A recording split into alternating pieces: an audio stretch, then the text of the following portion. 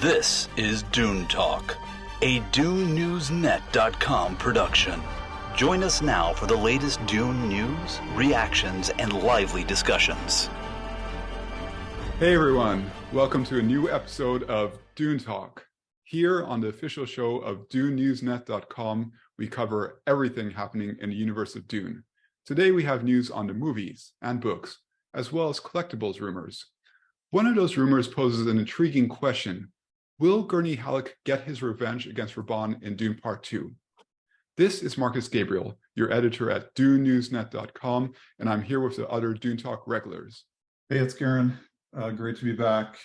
Just excited to talk about some of these more ancillary kind of rumors and things related to the movie. So just excited to be a part of the group.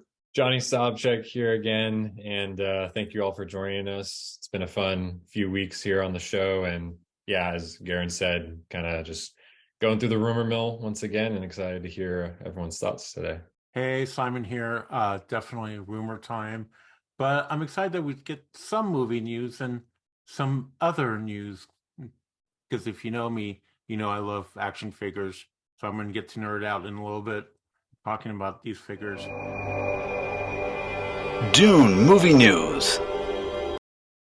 So back in April, I wrote an article on DuneNewsNet.com about Dune Part 1, The Photography by Chiabella James. We haven't discussed it here on the show yet. So this is the deluxe hardcover book. It's from Inside Editions, featuring the Dune photographer's very best shots taken throughout the first movie's production. So you remember, like, they filmed across many countries, so from the Norwegian coast to the deserts of Jordan and United Arab Emirates. Chiabella had direct access to the film sets and all members of Villeneuve's cast and crew, allowing her to capture a wealth of details and precious moments. She was recently interviewed by Forbes and commented regarding how unique the movie's production was. So quoting her, "I've spent my whole life on film sets, but the difference on Dune was the atmosphere amongst the cast and crew. The tone of the whole experience was of respect, collaboration, and creative expression, which gave space and opportunity for crew like myself to work with the freedom to push our boundaries and show our best." The photographer also talked about the practical challenges of getting good images in the movie's real outdoor sets. The most difficult images to get are usually the ones in extreme conditions, like the sandstorms or the rain. It's hard enough to find a great angle when you're squeezing your way into a film set, trying to stay out of the way of cameras and crew working to shoot the scene. But add the practicalities of sand and rain whipping in your face, seeping into your equipment and obscuring your image. And a challenge to get a great image is intensified exponentially. Johnny, starting with you, two questions. Have you already pre-ordered this book? And what are your thoughts regarding those comments?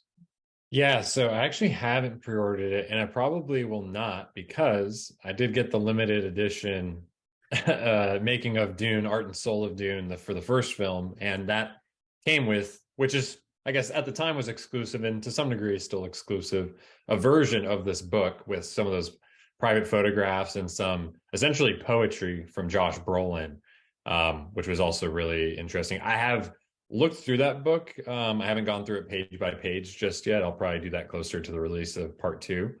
But from what I've seen, and I don't know how different they'll be, if there are differences, but just really, beautiful photography as you would expect. Kind of some collaboration, obviously, between what Greg Fraser did in his own photography, and then what James has done, and obviously her own images in this new release.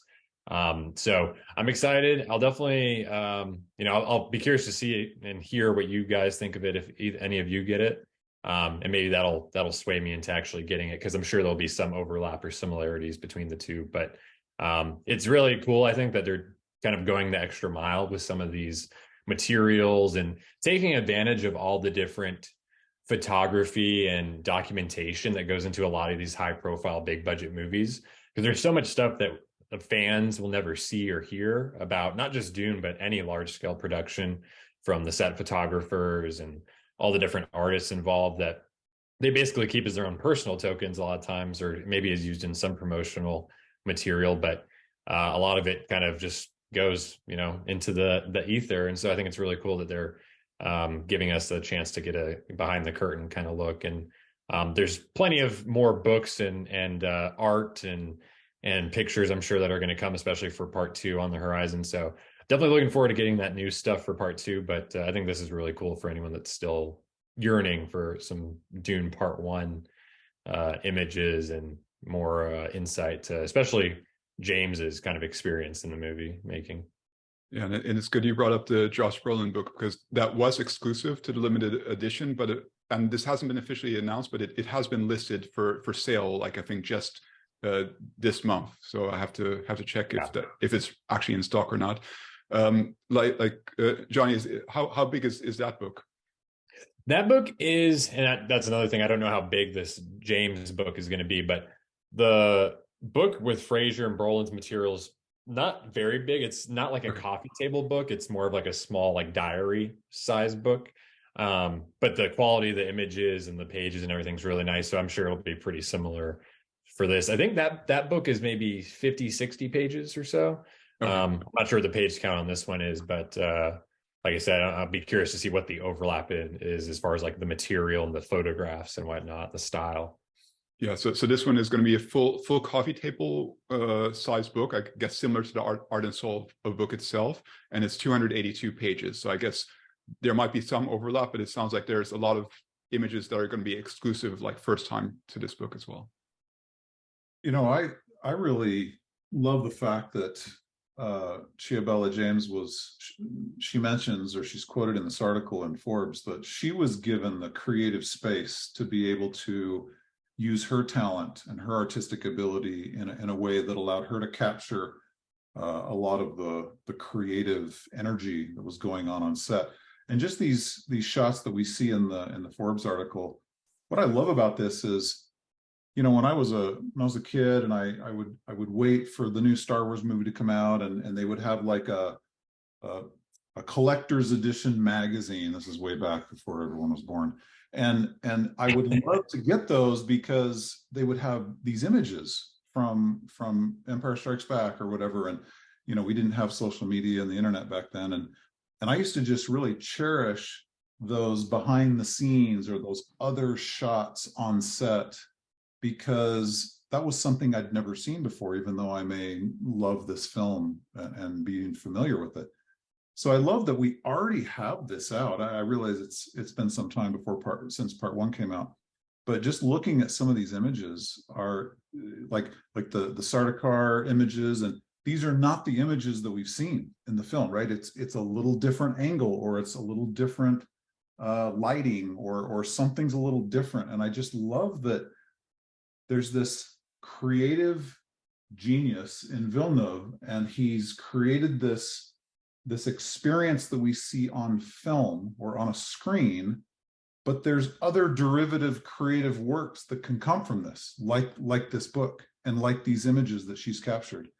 And I love that whole concept of there's a lot of different ways to see and experience a creative project like this.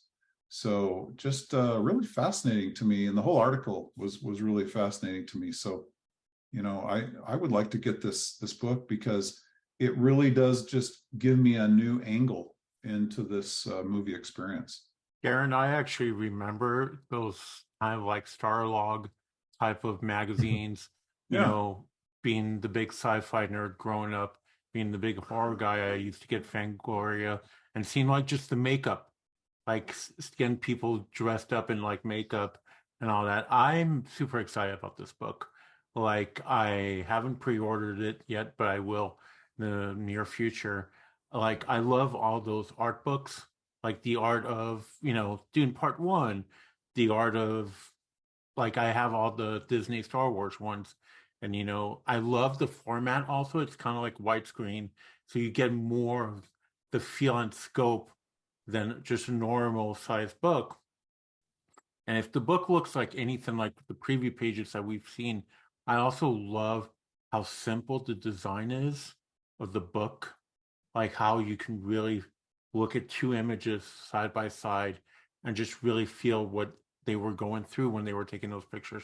And what's really important in productions, and I remember this very well from film school, I remember feature cast and crew, like that they'll be happy. And also take a lot of pictures, because when you're on set, you're not going to have time to really enjoy that moment. And as someone that loves photography, and I'm always taking pictures of random stuff, I think it's great that they made this. And the artwork and just the photography looks amazing. And also, it comes out a little bit before part 2. So it's bringing back people to Arrakis and being like, hey, remember Dune from a couple years ago? Well, guess what? Part 2 is coming out. The book hits in August, you said, Marcus, right? Yeah, so it's an updated release date. It was going to release in July, but now it's releasing on August 15th. So a couple weeks. A couple weeks before part 2 comes out.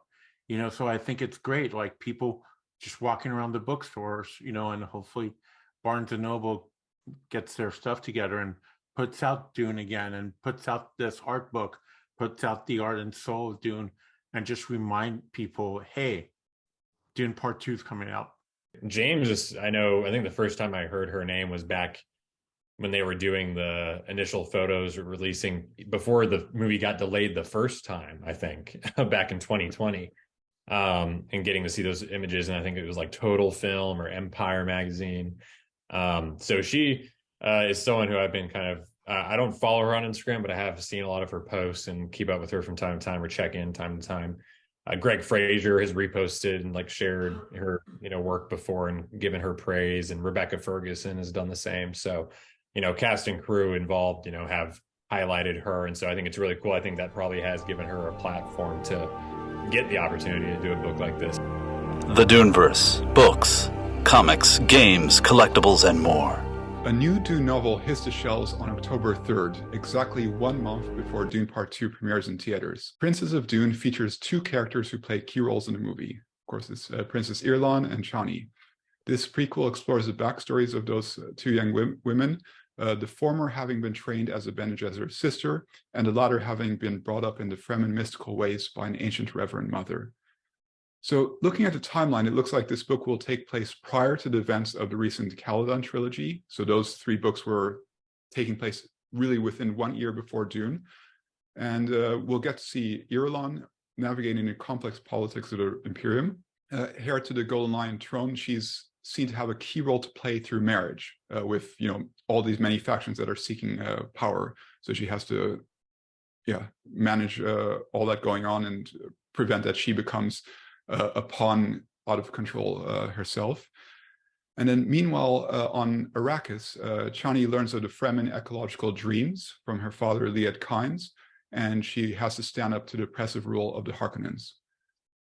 This book's cover has been revealed this past week. So again, we have art by Matt Griffin, and he's basically gone for the same look as the characters from the movie, although it's, of course, not the exact likenesses of Florence Pugh and Zendaya. So, Garin, when you think of the cover and these descriptions, does that pique your interest? Are you planning to read this book?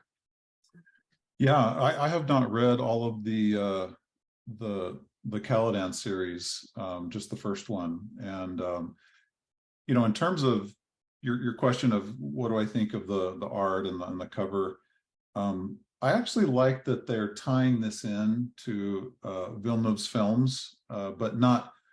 Maybe there's some IP reasons why they can't use, Zendaya's image and Florence Pugh's image like on the cover. There's probably some legal reasons why, but in terms of it connecting to the film series, I'm really pleased about that.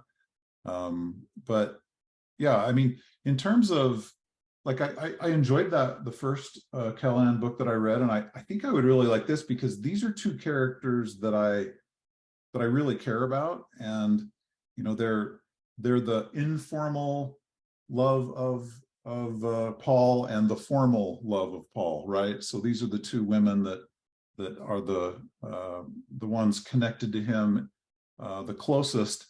Irulan in sort of only name only, right? And Paul makes that very clear to Irulan what her role will be in the book, and I'm sure that will come out in part 2. But I just think it's interesting that Brian Herbert and Kevin J. Anderson are kind of taking the angle of the prequel of these 2 important characters and kind of doing some more detail in filling out the backstory.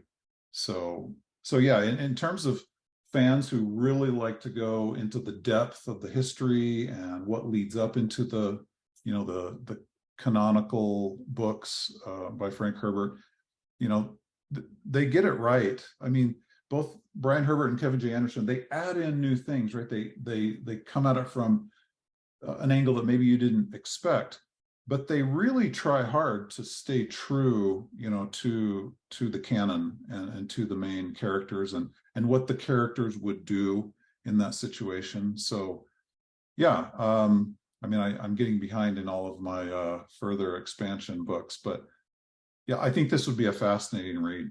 Yeah, I was a big fan of the Duke of Caladan. The Lady of Caladan, I don't really remember listening or reading that audiobook.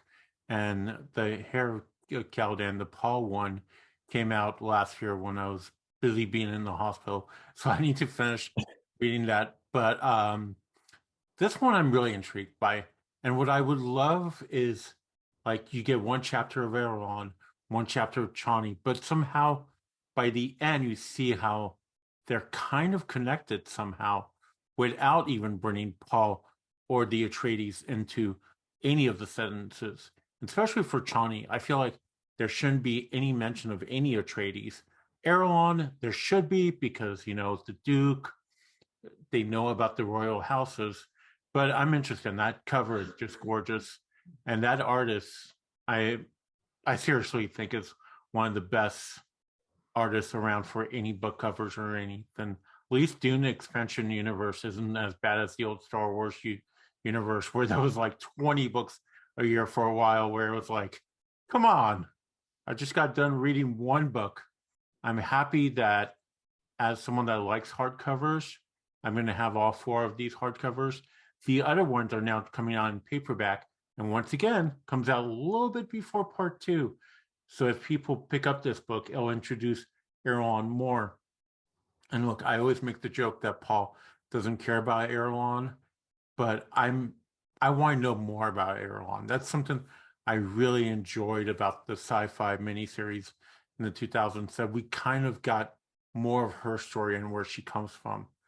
Yeah, I think everyone knows at this point that I'm the least expanded of the Dune fans in this group, but I, just off on a surface level, I think the art is pretty interesting. Obviously, it's not a direct likeness to Florence Pugh's Zendaya, as we've mentioned, but definitely draws the comparison, or there's a similarity there at least. And I think, yeah, the timing of it and everything is pretty interesting. Again, I do like, even if I'm not a fan myself, or if I don't actively read these stories or whatnot, it's nice to see there's like a synergy on some level between everything. I think that just is good for the fans to try and see everything, not even connection necessarily, but that there's some sort of continuity or uniformity. It's just, again, as far as the story is, I won't read this book most likely. I actually just started. Read the first chapter of Dune again. I am starting my reread before part 2 comes out. This will probably take me all summer, knowing my pace that I'm going to go at. But I've started that, and I've only ever read that in Dune Messiah. I do want to read Children of Dune. We'll see how quickly I can get to that one. But yeah, I don't think I'll probably ever branch out beyond the Frank Herbert books, and I don't even know if I'll read all the Frank Herbert books. But yeah, I just think it's really great to see. Whatever people think of, Brian Herbert and these prequel novels or, spinoffs and whatnot, I think it's just nice to have, again, that if you want to pursue that, then it's there. And I think that's just nice to have, at least for now. We'll see. Erelon and Chani, I think, is an interesting, coin, the two sides to analyze and compare and contrast. So very curious to see what people think of it. And if any of you read it, I'd be curious to hear your thoughts. Yeah, and we will have a review up onto the site, like maybe around the time the book releases or a bit earlier. So if people are in doubt whether this is something that they would be interested in, like, we can hopefully help you there. There's actually going to be a lot of other books coming out this year. So not only the fiction books, but there's like about 4 or 5 books that are talking about like the making of Dune, or like the history of Dune. So we're going to be covering those in the coming months as well as those get released, and probably get several interviews with some of the authors on this show as well. You know what's interesting? There's a coloring book that's coming out. I know, I'm not kidding. Like, if you do a search, there's actually a coloring book, and the art on the cover looks amazing. So the nerd I am, I was like, sure, I'll buy a coloring book for $12 on Amazon. Okay, then we go over to collectibles. Toy News International reported on a whole wave of Dune action figures from McFarlane Toys. Those are coming out in November. So these are based on listings at an overseas retailer and haven't been formally announced, but the listing themselves looks legit. Includes key characters, Paul, Johnny, Stilgar, and Gurney, and of course we're getting figures from the new characters like Feyd, the Emperor, and Shishakli. Simon, I know you had all the figures from McFarlane's Dune Part 1 set. What did you think of those overall, and which character are you most excited from this new wave? Well, most excited, I have to go with the Emperor, because it might be our first look at him. Honestly, it might, Comic-Con is about a month away, and I feel like McFarlane at their booth will have these figures. I like the first wave. My biggest problem with the McFarlane figures is you can't really pose them as much as you can with Hasbro figures. If you're not familiar with McFarlane toys, they got their start in the early 90s when Todd McFarlane created Spawn. He said, hey, I want my own action figures for my comic line. And then it became action figures for sports. It became action figures for movies, video games. So he's grown a whole entire empire just off his name of the McFarlane figures. In this new wave, we don't get a Build-A-Figure, which in the first wave we got one, and it was the Feyd-Rautha figure that was really hard to get because you needed to buy all the figures. Also, I don't know if you guys remember these figures when they came out in 2020, and they were just sitting on the shelves for a while because the movie got delayed a year. But the Baron is a huge, and I mean huge figure, where it's like you can't even put him out anywhere because he'll just fall because of the weight on him. It's like, it's a great figure. And if anyone from McFarlane's watching this or listening to it, you guys did an amazing job. But it's just such a heavy figure. But I'm excited. I feel like there's some possible spoilers in these figures. But like I said, the Emperor is the one that makes me go, Okay, so let's put up a... And yes, I will be buying all of them. It goes without saying, Simon. Okay, so we'll just put up a quick spoiler warning. So for the end of the discussion, we are going to like potential events from the movie. I'm saying potential, and of course we're going to be discussing like parts of the ending of the original novel. So as part of that listing of figures, one of the two packs is titled Feyd-Rautha and Paul Battle, right? Because we know that Paul is going to fight Feyd. But then there's another two-pack that has a very interesting title. It's the Gurney Halleck and Rabban battle. Okay, well, it's totally possible that this doesn't reflect actual events in the movie, but given the rest of the figures do seem to match the characters and the events, this could indicate that we are going to finally see Gurney Halleck get his revenge. So I know that Simon, you've watched all of the previous adaptations as well, where Rabban meets his end in different ways. So, like, how would you hope to see this come to play on screen? I think it would be great, actually, because if you go back and you read some of the Brian Herbert stuff, it does talk about how Gurney got his scar, and it is from Rabban. So I think it would be great, and not the final battle with Paul and Feyd, but like as they're attacking Arakeen and getting back, in it with the Fremens. I think it would be great kind of seeing that battle, them two go back and forth. And toys are so like, it could just be like, well, here's a good guy and a bad guy, or very much like the Feyd and Paul thing. We know that's legit, but here's a two set like that when kids are buying these, which I don't know which kids would buy Dune toys. But you get a good guy and you get a bad guy. But at the same time, the 84 movie, I just looked before we recorded, You just see his head very much when the Emperor walks in. Oh, what happened to Rabban? He got killed. Okay, I think the head is kind of creepy just by itself. In the miniseries, it was the Fremens that took him out. But I think creating the Gurney Rabban battle would be a great battle between those two actors. And it would create more, I don't want to say payback, but more drama when you first see Gurney talking about the Harkonnens and being like, you don't know what they're like. They're these beasts. And knowing that that's where he got his scar from, I think it's great. And, I think part 2 is going to be so action-packed, but also so grounded. So it's going to be interesting. What I'm very disappointed is Gurney does not come with a pug, apparently, in these figures. So, Sting came with a cat in the 84 movie figures. He did. If you look up the Sting 84 figure, he has that weird cat, that David Lynch cat. And so I just want some Gurney and some pug action. That's just me personally. Oh boy. I don't know about all that, Simon. But from the other side of the debate here, I guess. I think that it makes, this has been speculated for a while. This has been speculated since before the first movie came out, was that, it makes sense and is more cinematic in a storytelling arc that, Gurney were to get his revenge against Rabban directly rather than Rabban being killed off screen or by, random Fremen, whatever the case may be.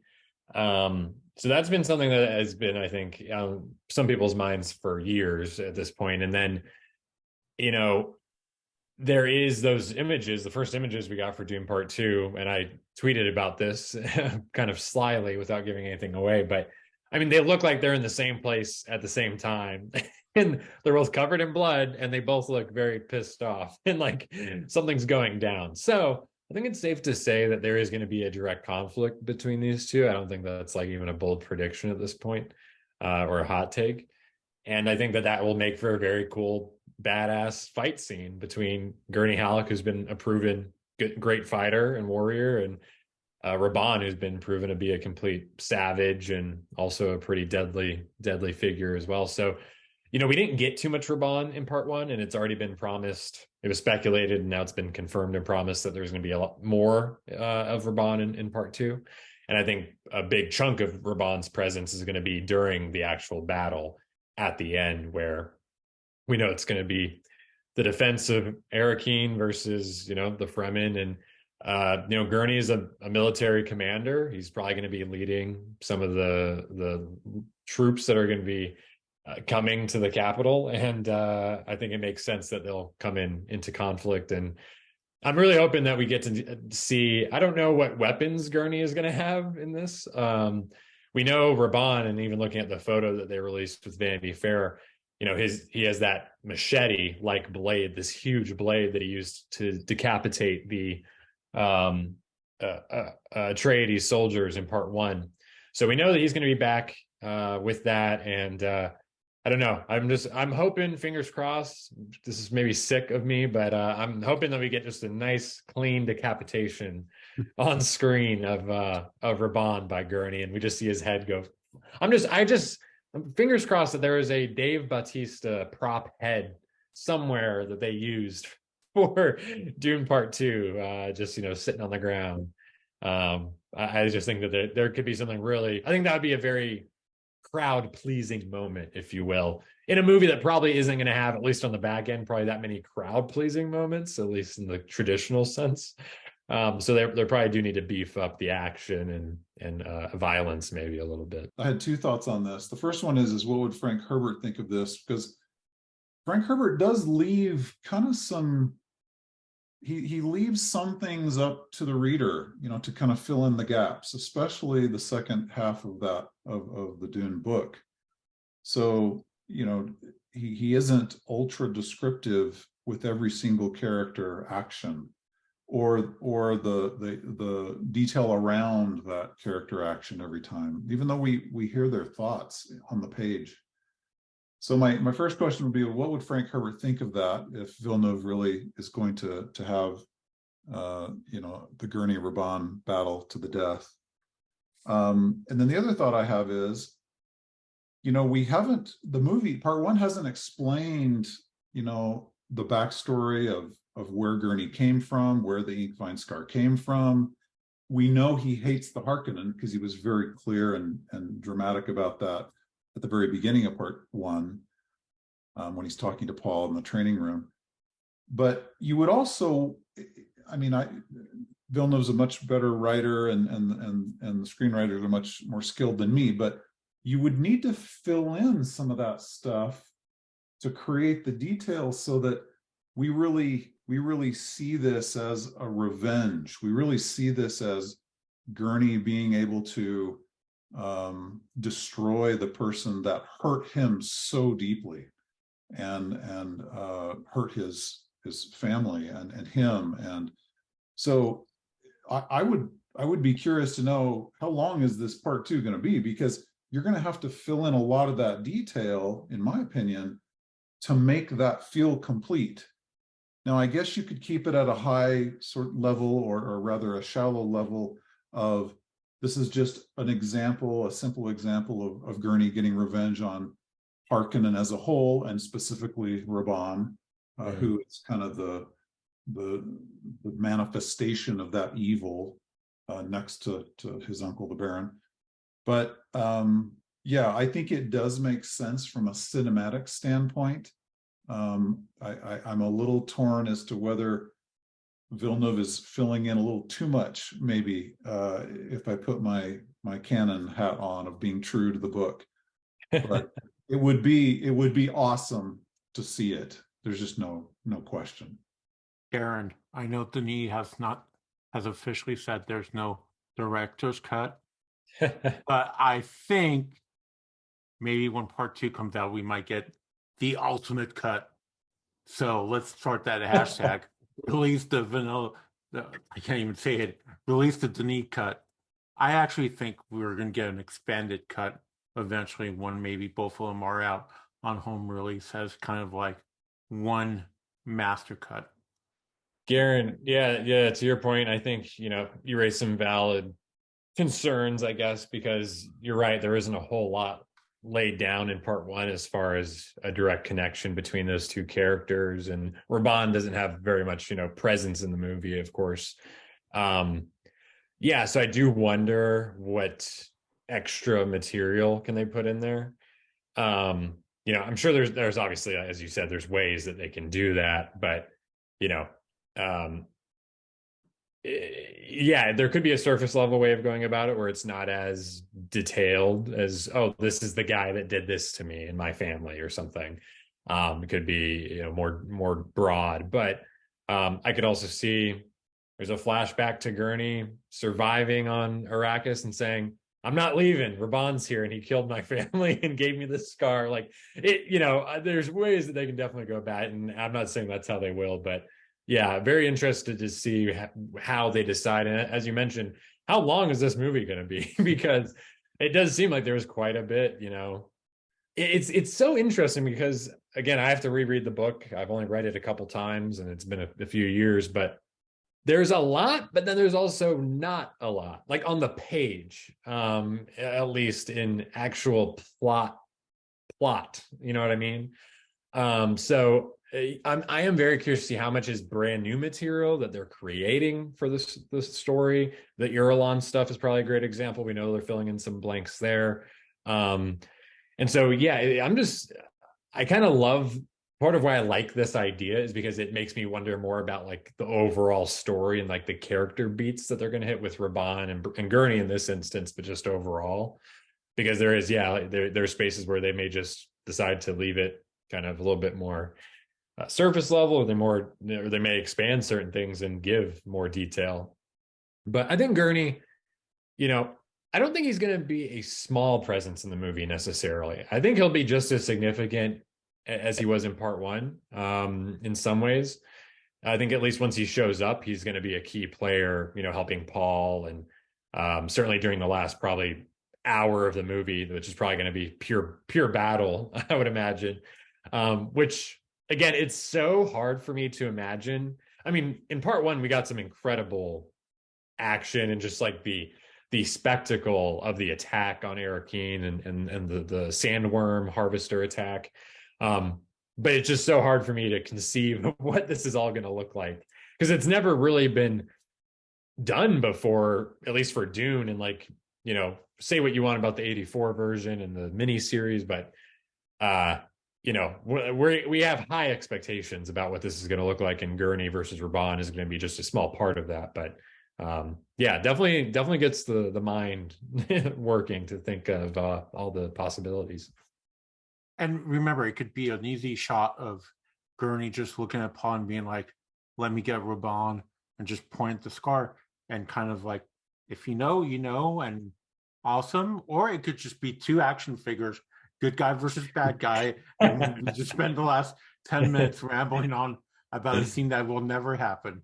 But I did look at those two pictures, Johnny, and when you look at them side by side, you're like, yeah. Going down.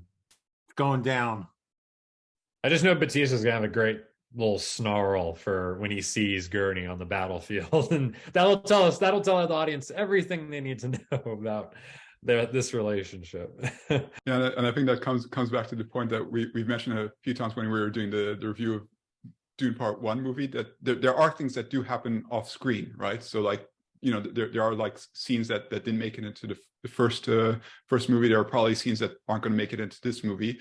But like in a way, if you've read the book, if you know the story, you can still imagine them happening off screen. And like in this example of Gurney Halleck, they did choose to publish those comic books talking about what Gurney was doing in those years in between. So they clearly are building up to something that they chose those specifically. But yeah, it's really interesting because like this whole battle, it basically happens off screen in the book, right? And Villeneuve has clearly indicated, well, there's this big battle that happens at the end of the book. Clearly, on screen, it's going to be a different story. We're going to get to see a lot of interesting stuff. I was just pulling up like this sentence in the book, like where you learn that Rabban is dead. It's basically like 9 words. Stilgar cleared his throat, said, Rabban too is dead. That's basically it. Classic Frank. So let me just speculate a little bit more on that. So Villeneuve described Part 2 as an epic war movie. Okay, so we're talking like Saving Private Ryan, or so you wouldn't use that phrase if it wasn't going to have a lot of action, a lot of battle, a lot of fighting, right? But yet on the page in the book, Frank Herbert didn't describe it in very much detail. There's just a few parts that he describes, right? So Villeneuve has to fill in with his own creative license and create these battle sequences. So if he's doing that, then maybe he's doing the same thing with the line you just read, Marcus, of how Rabban dies, which is little to no information. So he's going to fill that, Villeneuve's going to fill in with that, and he's going to use his creative flexibility to then have this battle between Rabban and Gurney. So it kind of goes along with what he's going to have to do to make Part 2 work as a complete whole war movie. Yeah, and going back to this being adaptation, so there are going to be differences, right? Because if we do have this battle between Gurney and Rabban, then obviously like that part at the end in the book, then that doesn't fit anymore, because there's the part where Paul's about to fight Feyd, and Gurney actually wants to fight Feyd, and he's like, "You promised me a Harkonnen," and like you see that Paul realizes that he's really angry, that he's enraged. And like Gurney's like, "You owe it to me, my lord." And like there's the discussion between Paul and Gurney. So that obviously it wouldn't fit in anymore. So like, but yeah, it's an adaptation, and I totally make sense that they're like going for a cinematic approach like that. It makes a really good story on screen. I mean, I can speculate for another hour, guys. well, I know for the MCU fans and the viewership. We'll finally get the Thanos versus Drax fight that we never got.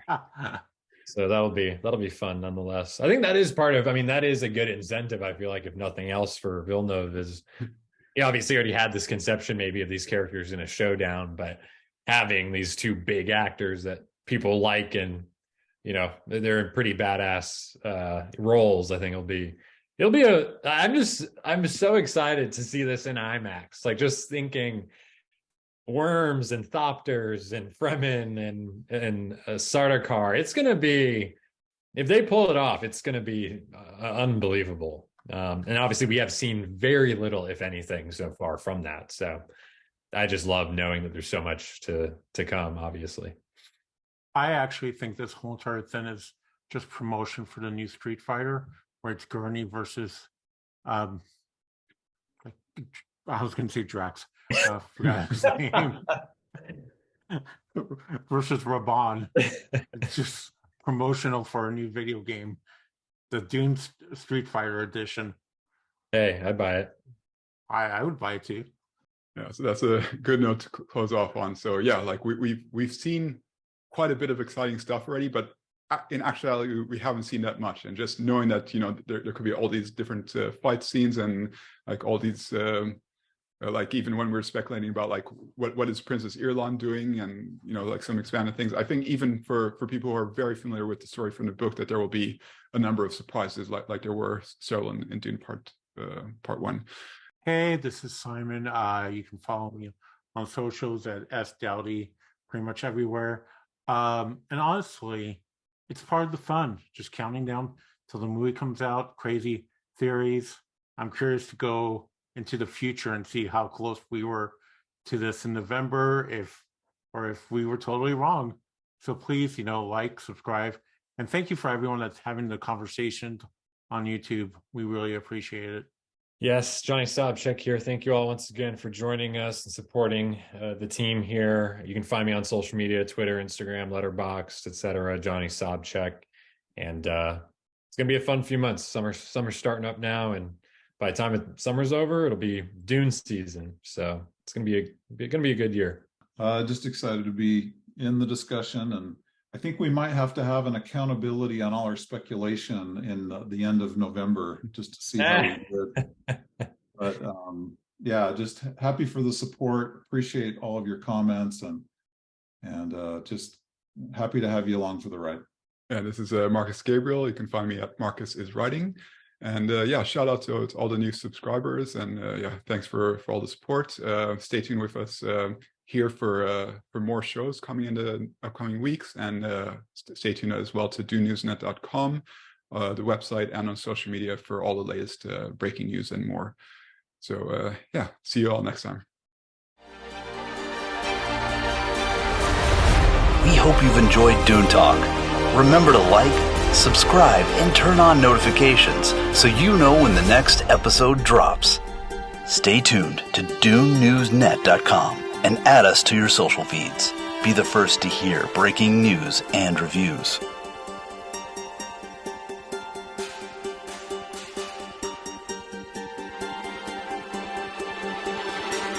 Okay, so let's see. Yeah, so we're going to be talking about Animal Crossing this week, right? Wait, we're not doing the Animal Crossing show anymore? We're not doing Animal Crossing this time, Simon. Oh, man. All right. That's going to be a little bonus at the end of the show after the credits. I just wanted you guys, your reactions. Unless you have a little Maud Deed character, then that'll work. On.